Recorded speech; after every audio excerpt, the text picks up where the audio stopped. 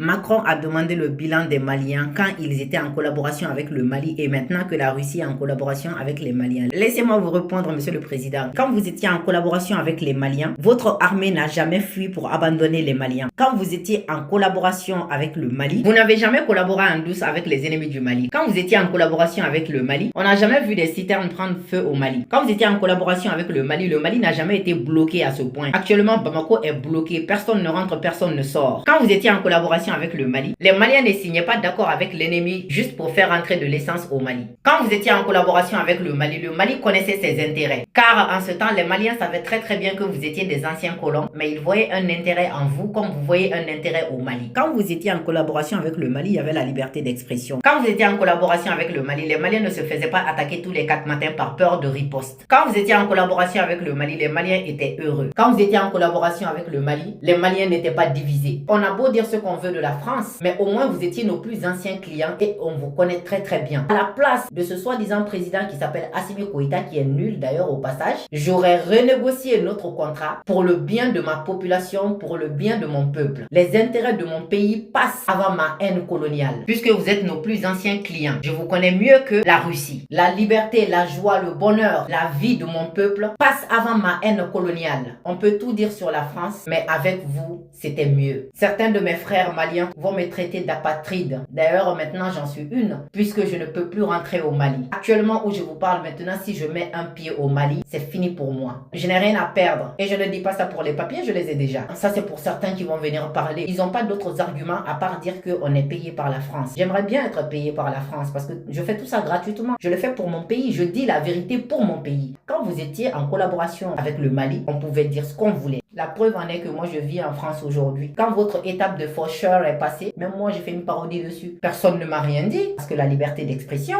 c'est ça la France aussi. On peut tout dire. Le passé de la France est peut-être sale, mais les Français essayent d'en faire un avenir meilleur.